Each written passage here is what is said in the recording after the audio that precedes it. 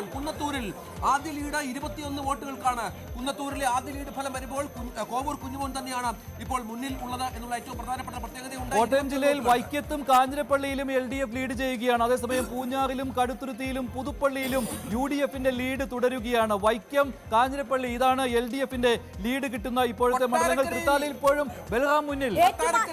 ഏറ്റുമാനൂരിൽ Nattakam Suresh 54 vote lead ചെയ്തുകൊണ്ടിരിക്കുകയാണ്.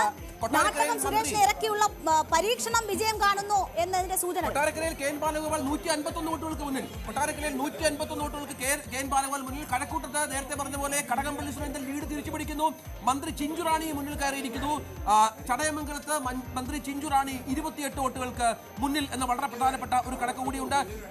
ഇപ്പോഴും ഇഞ്ചോടിഞ്ച് പോരാട്ടമാണല്ലോ. LDF 56, UDF 50 എന്ന രീതിയിൽ LDFന്റെ ലീഡ് കൂടുന്നു. NDA 2 സീറ്റിൽ, മറ്റുള്ളവർ 1 എന്നുള്ളത് G സുധാകരനാണ്. ഇപ്പോൾ LDF ആണ് മുന്നിട്ട് നിൽക്കുന്നത്. 56-50 എന്നുള്ളതാണ് കണക്ക്. PC വിശ്വനാഥ് കുണ്ടറയിൽ ഇപ്പോഴും മുന്നിലാണ്. ഏറ്റവും ഒടുവിൽ ഗണേഷ് കുമാർ ഇപ്പോഴും ലീഡ് ചെയ്യുന്നു എന്നുള്ള വിവരം വന്നുകൊണ്ടിരിക്കുകയാണ്.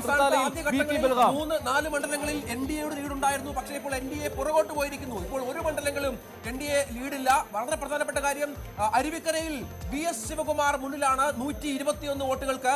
റാന്നിയിൽ പഴകുളം മധു 125 വോട്ടുകൾക്ക് മുന്നിലാണ് എന്ന കണക്കുണ്ട്. റാന്നിയിൽ പഴകുളം മധു മുന്നിലാണ്.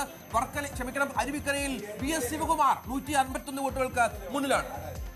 ഉടുമ്പൻചോലയിൽ സേനാപതി വേണു മുന്നിട്ട് നിൽക്കുന്നു. ഉടുമ്പൻചോലയിൽ സേനാപതി വേണു UDF ലീഡ് ചെയ്യുന്നു. നാട്ടകം സുരേഷ്, കോട്ടയത്ത് UDFന് അനുകൂലമായ ഒരു നിലയുണ്ട്. ഇപ്പോൾ കോട്ടയത്ത് പല മണ്ഡലങ്ങളിലും 64 വോട്ടുകൾക്ക് മൂവാറ്റുപുഴയിൽ മുന്നിൽ. മൂവാറ്റുപുഴയിൽ മാത്യു കുഴൽനാളിന് 64 വോട്ടുകൾക്ക് മുന്നിൽ എന്ന പുതിയ ഒരു കണക്ക് കൂടി വരുന്നു. തൃശ്ശൂരിൽ ആലങ്കോട് ലീലാകൃഷ്ണൻ LDF മുന്നിൽ. തൃശ്ശൂരിൽ LDF ലീഡ് നേടുന്നു. നേരത്തെ പത്മജ വേണുഗോപാലിനായിരുന്നു ലീഡ്, പക്ഷേ അവിടെ ഇപ്പോൾ LDFന്റെ ലീഡാണ്. ഉടുമ്പൻചോലയിൽ UDF മുന്നിട്ട് നിൽക്കുന്നു. കടുത്തുരുത്തിയിൽ UDF, പാലായിൽ EVM ഇപ്പോൾ എണ്ണിക്കൊണ്ടിരിക്കുകയാണ്. അതുകൊണ്ട് പാലായിലെ കണക്ക് വളരെ നിർണായകമാണ്. EVM എണ്ണി തുടങ്ങി. പല മണ്ഡലങ്ങളിലും EVM എണ്ണി തുടങ്ങിക്കഴിഞ്ഞു. പോസ്റ്റൽ വോട്ടുകൾ അത്ര കണ്ടില്ലായിരുന്നു ഇത്തവണ, അല്ലേ? കുറവായിരുന്നു. ശരി, എന്തായാലും പൂഞ്ഞാറിൽ UDF, LDF മുന്നിൽ.